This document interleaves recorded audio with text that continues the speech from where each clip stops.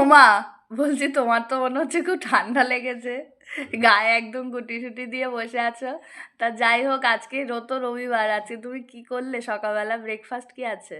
দেখো, কালকে তো আসতে অনেক দেরি হয়ে গেছিলো, আর তো কোনো ভিডিও দিতে পারিনি। হ্যাঁ। তা শুভ সকাল বন্ধুরা, সবাই তো ভালো আছো নিশ্চয়ই, কারণ একটু ঠান্ডা ঠান্ডা পড়েছে তো। হ্যাঁ। আমার খুব ঠান্ডা লাগে। তা দেখো, ওদের তো বাড়ি আজকে ছুটির দিন। তা কি করব। তা দেখো, এই যে বানিয়ে নিয়েছি রুটি, হুম। আর নিয়েছি হলো আলু ভাজা, আর আছে শশা, ডিম সেদ্ধ, আর এই সেই ছোলার ঘুগনি আগের দিন খেয়েছিল, ওদের খুব ভালো লেগেছিল। তো ওর বাবাই এটা বানায়, সুন্দর লাগে এটা খেতে। তোমরা একদিন বাড়িতে ট্রাই করে দেখো। আমরা তো সকলেই খাই, কাবলি ছোলা খাই, কিন্তু এই দেশি ছোলার ঘুগনি যদি একটু আলু পেঁয়াজ দিয়ে, ধনেপাতা দিয়ে, কাঁচা লঙ্কা দিয়ে করা যায় না, খুব সুন্দর লাগে খেতে। তো রোজ খাওয়া হয় না, এক একদিন খেতে হয়, একটু মুখে ঘুরিয়ে ফিরিয়ে। খুব ভালো লাগে খাবারটা, একদিন করে খেয়ে